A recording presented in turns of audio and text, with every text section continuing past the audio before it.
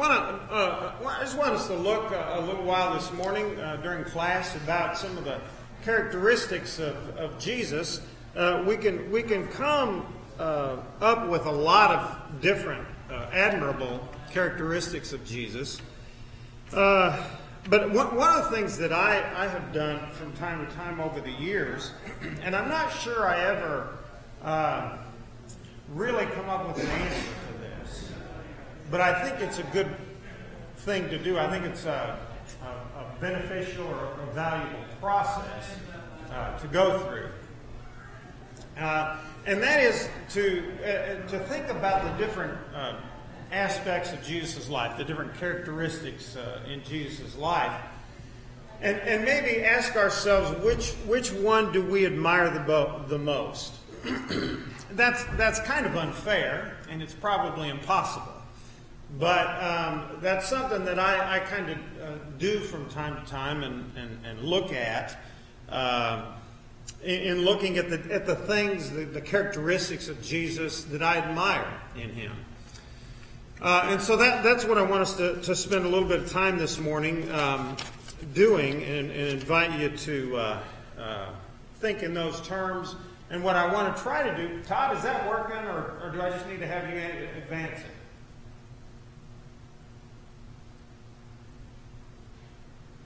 He's putting batteries in.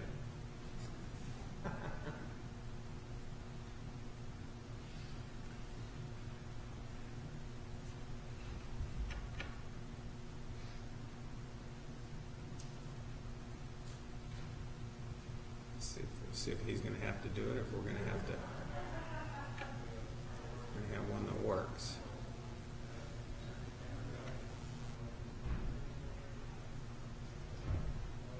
We've had technical difficulties this morning.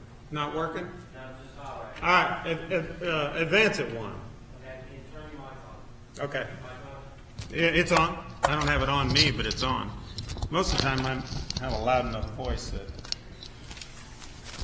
I don't know if it's needed, but I'll put it on.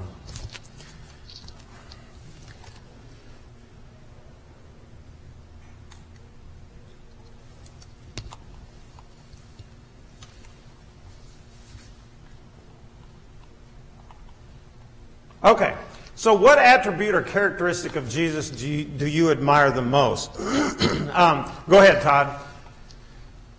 Which characteristic is most impressive to you? And we're going to look at some of these, but before you answer, I want to look at several passages which give us a view of some of the characteristics of Jesus. And to save time, we're going to all look at them together and read them together. I think that'll save us some time. So what you may want to do is, and I'm going to try to quickly go through these as quickly as we can. As we go through these, you might want to make a note or two, because once we've kind of gone through them all, and by the way, I should say, this is not an exhaustive list. These are just some things kind of off the top of my head. But make yourself a note or two as we go through these, and then when we're done with all these, I want us to get your thoughts and have a discussion about that. The first one I thought of was love. Go ahead, Todd.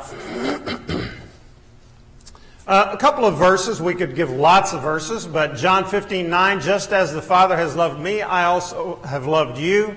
Abide in my love. And then in Romans 5, that passage that talks about while we were still sinners, God, verse 8 especially, God demonstrates his own love toward us, and that while we were yet sinners, Christ died for us. So love would be one. Go ahead, Todd. The next one would be confronting sin uncompromisingly, or we might classify that as having courage or bravery or something like that. Go ahead, Todd. This is Jesus confronting sin specifically with the Pharisees. In Matthew chapter 23, he says, "Woe to you, scribes and Pharisees, hypocrites! You shut off the kingdom of heaven from people. You do not enter in yourselves, nor do you allow those who are entering to go in. Woe to you, scribes and Pharisees, hypocrites! Because you devour widows' houses. For a pretense you make long prayers. Therefore you will receive greater condemnation. Woe to you, scribes and Pharisees, hypocrites! Because you travel around on sea and land to make one proselyte.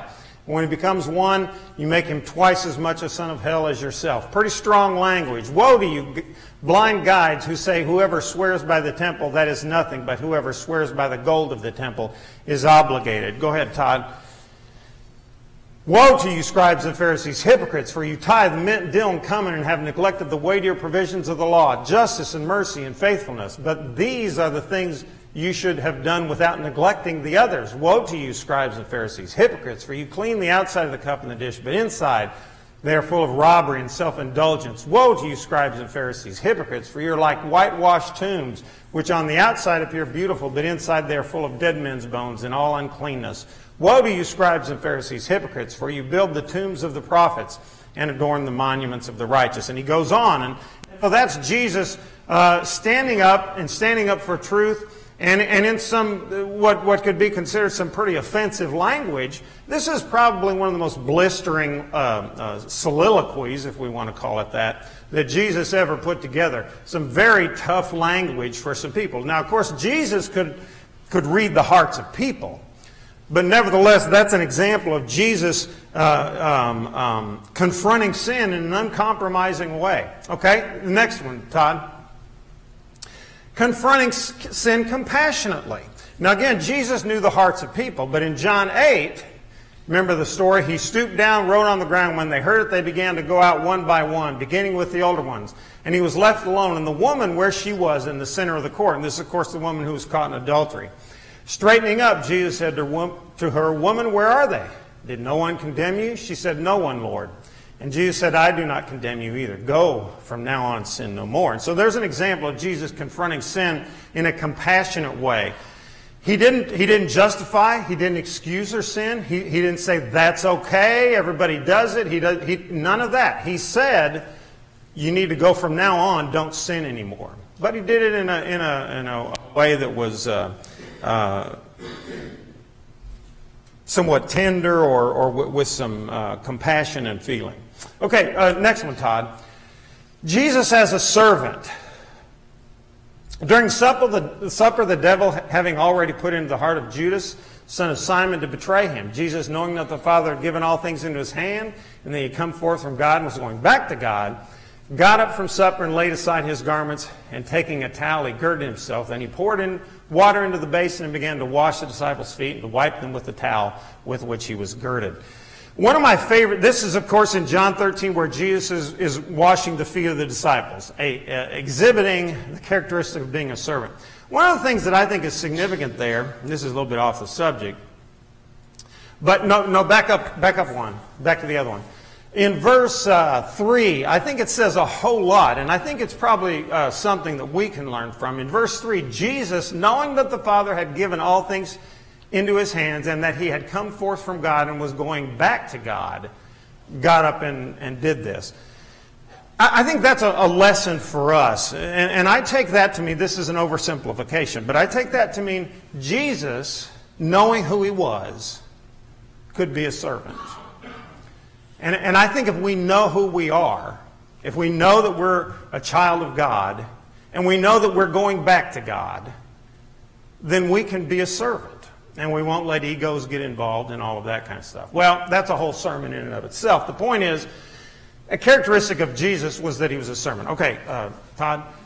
The famous passage from Philippians 2, the self-emptying mind, have this attitude in yourselves, which is also in Jesus. And in verse 7 there, but emptied himself, taking the form of a bondservant.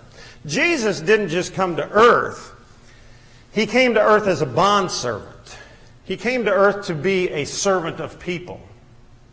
And so one of the characteristics of Jesus is that servant attitude. Go ahead, next one.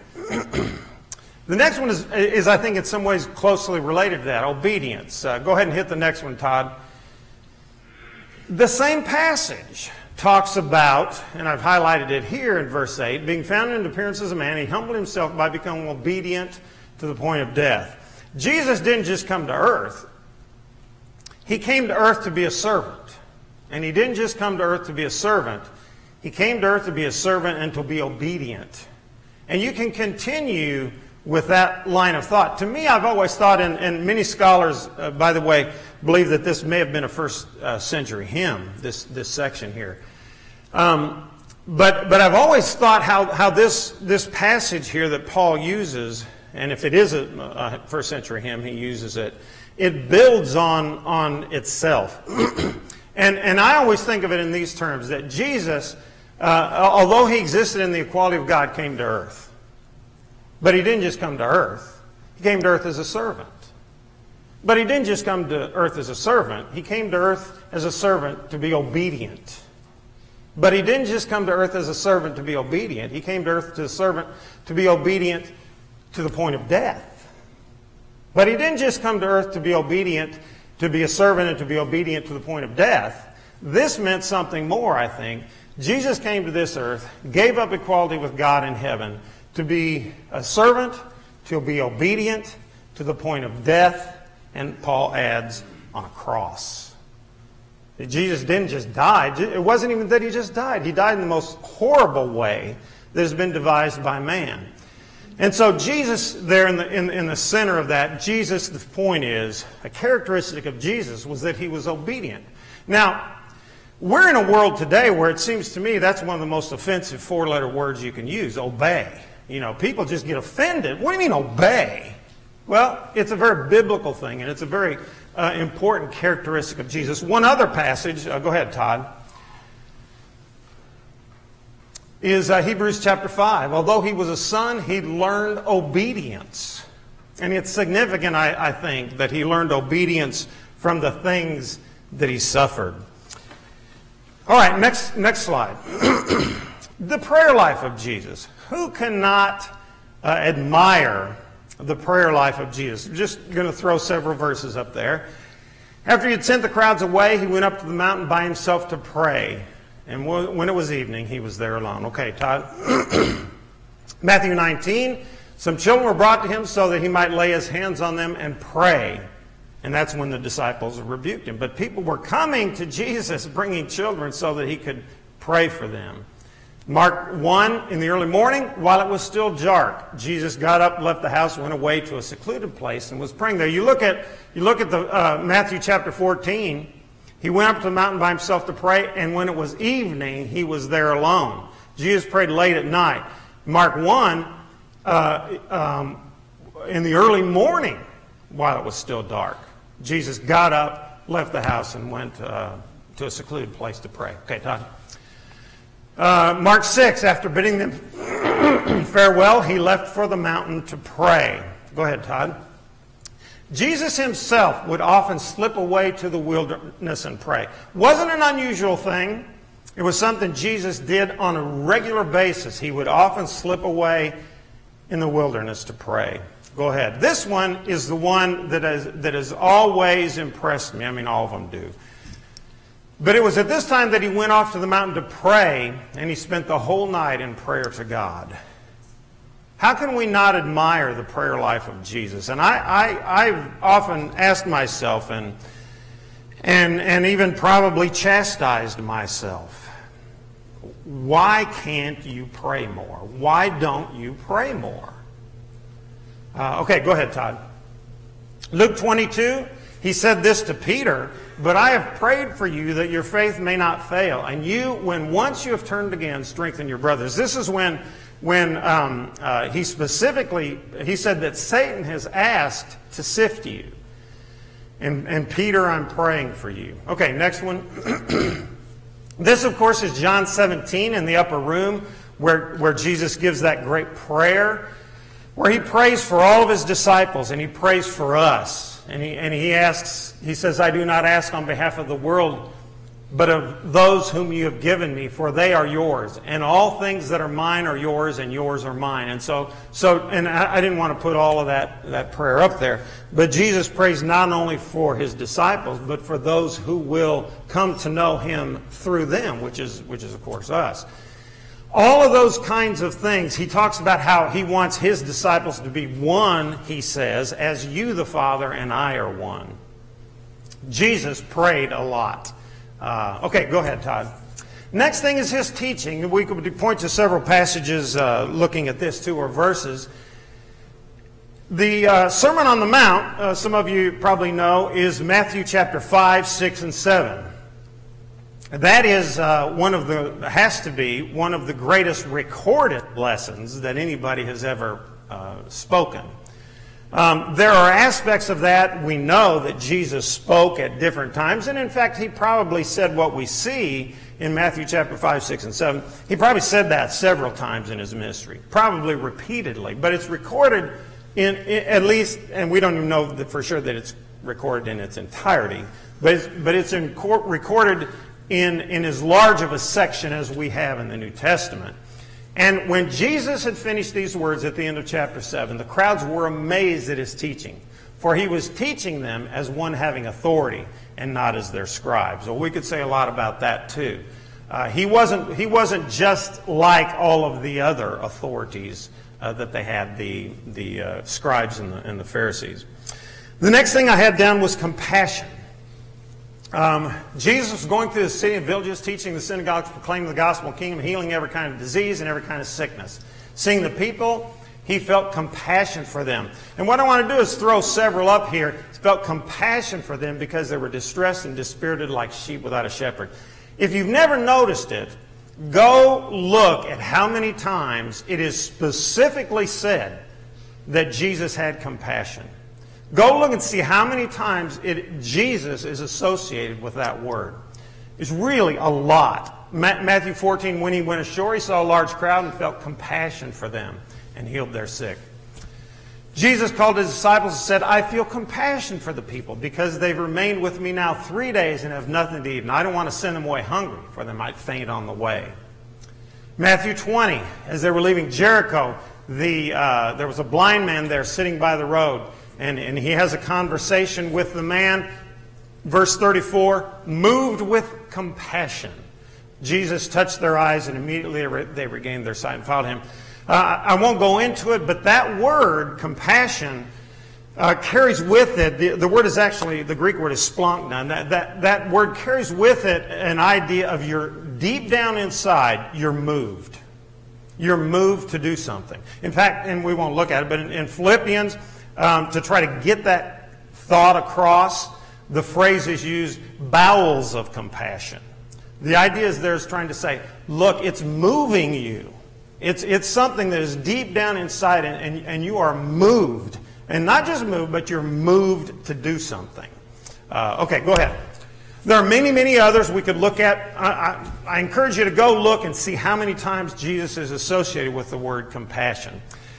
One that I've always admired is Jesus' I would call it restraint or self-control. Here's Jesus being arrested. One of those who were with Jesus reached, drew out his sword, and cut the slave of the high priest, cut off his ear. We know from, I think it's John, that was Peter. Matthew doesn't name him. Then Jesus said to him, put your sword back in its place, for all those who take up the sword shall perish by the sword. Do you not think that I cannot appeal to my Father, and he will at once put at my disposal more than 12 legions of angels? How then will the scriptures be fulfilled, which say that it must happen this way? This is Jesus being arrested. And he admits there, he has the authority and the power at that moment to call legions of angels. And yet he doesn't do it. That is remarkable self-control to me and constraint. As he's hanging on the cross, then they spat in his face, beat him with their fists, and others slapped him and said, prophesy to us, you Christ. Who is the one who hit you? 27. Jesus stood, actually I said he was hanging on the cross at 26. That wasn't correct. He was still in the process of being arrested and all that. Jesus stood before the governor, and the governor questioned him, saying, are you the king of the Jews? Jesus said to him, it is as you say. While he was being accused by the chief priests and elders, he did not answer. When Pilate said to him, do you not hear how many things they testified against you? And he did not answer him with regard to even a single charge. So the governor was quite amazed. Well, the governor would have been more amazed if he would have really believed that Jesus is who he said he is, and if he had any idea of the restraint that Jesus was exercising at that moment. That is incredible self-control. The next one. Then the soldiers of the governor took Jesus to the praetorium, gathered the whole Roman court around him. They stripped him, put a scarlet robe on him, after twisting together a crown of thorns, put it on his head and a reed in his hand. They knelt down before him, mocked him, saying, "Hail, King of the Jews!" They spat on him and took the reed and began to beat him on the head. After they had mocked him, they took the scarlet robe off him and put his own garments back on him and led him away to crucify him. What did Jesus do there? That is to me remarkable self-restraint. Have you ever been spit on? Has anybody ever spit in your face? What about other things that may have happened to you? Can you imagine hanging on the cross and all of these people, they're spitting on you, they're cursing you, they're making fun of you, they're mocking you, and you have the ability, with a word, Jesus could have said, "Father, I'm done with this." And it could have all gone away. Could have been back in heaven. Just by doing that. He could have called 10,000 angels. But he died for us. That to me is very impressive. This thing of self-control or restraint. Well, those are some of the characteristics of Jesus. And of course, there's overlap. Why did Jesus? I didn't throw in their sacrifice. We could have talked about the characteristic of sacrifice. There's overlap on a number of them. Why did Jesus obey? Because of love. There's overlap. But now let's talk about it and maybe get some of your thoughts. Maybe there's another quality of Jesus that impresses you. And so I want to just kind of open it up. We've got about 15 minutes here, so I just want to open it up. Does anybody have another characteristic or attribute of Jesus that impresses them? Because as I said, I didn't put them all up there. I just kind of picked some. Or is there anything else that you have, what impresses you most about Jesus and why? And if none of you talk, we're going to sit here for 15 minutes saying nothing. Lee. I think, I guess kind of the first part of your question when you talk about kind of the motivation behind some of these characteristics, and I think a lot of that, what I see in Christ that I lack is the ability to see the big picture, the ability to think, long term. So even though, yes, he could have, he showed that patience and that on the cross, the self-control, he showed those kinds of characteristics, but because he could see, if he didn't, what was the alternative? And he could see, if he acted this way, to think not just in the moment, but about how what he's doing in the moment affects eternity. And that's something I think most parents can relate to that. I mean, as parents, we do a lot of things for our kids because we know in the long run it's in their best interest. And often we could take the easy way out. We could do things that are much easier, but we're willing to sort of pay the price, if that's an accurate term, because we know that in the long run, in the bigger picture, it's going to be in their best interest. Do we do that in regard to our Christian lives and for the cause of Christ? I guess may be a question. Okay, somebody else. Floyd. He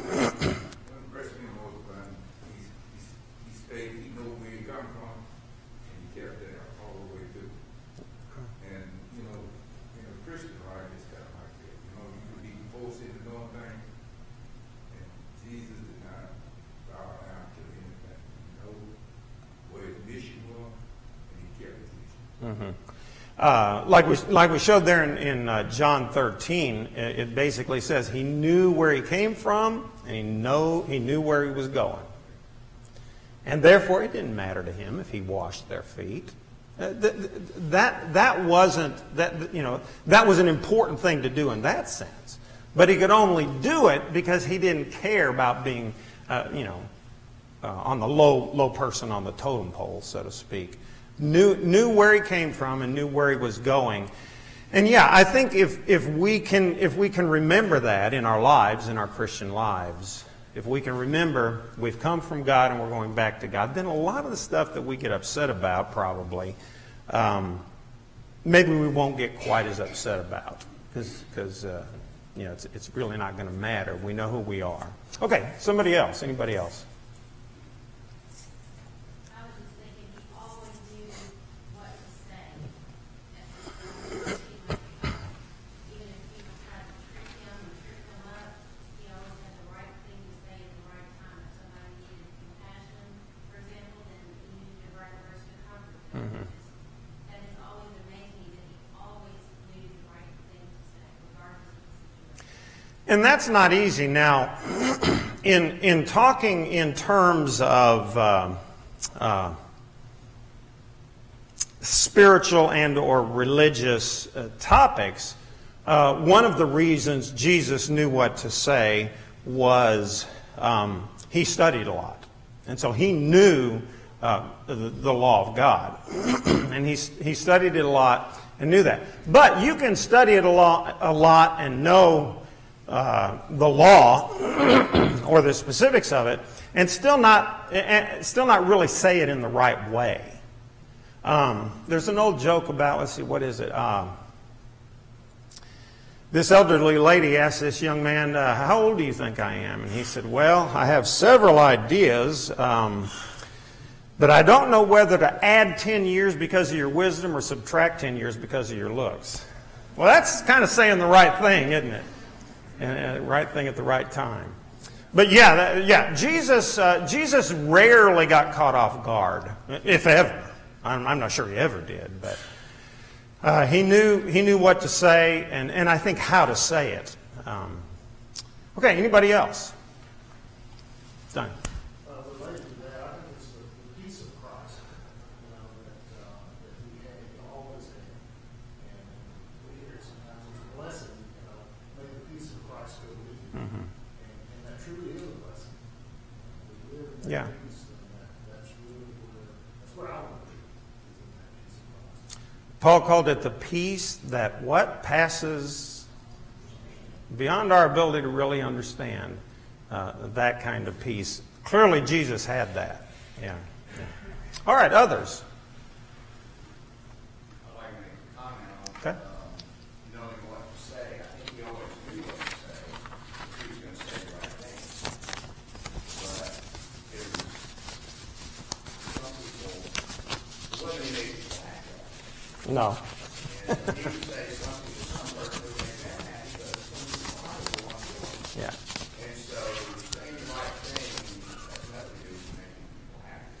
Exactly. Jesus made a lot of people unhappy because he challenged their belief system, and in fact, they eventually killed him for it.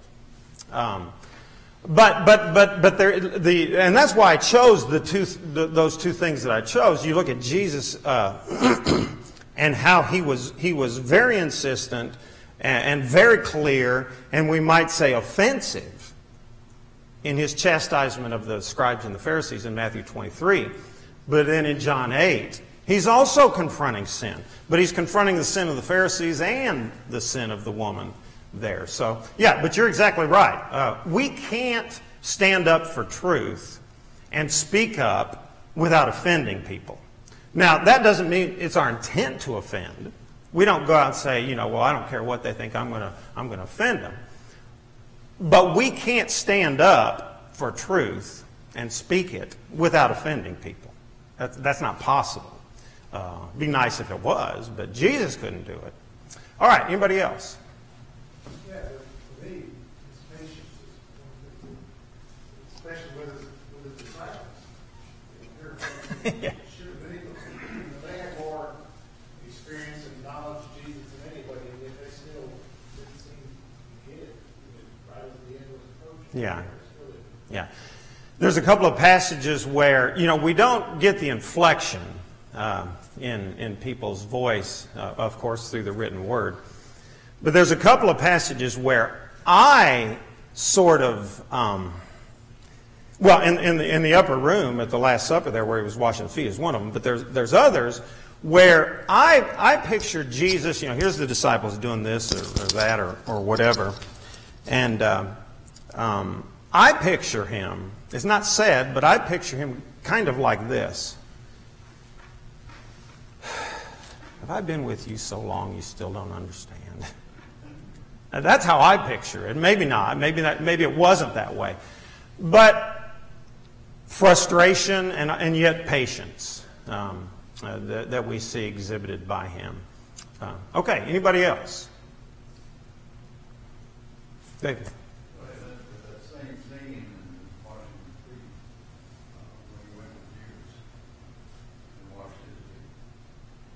So you can do loving things for very unloving people.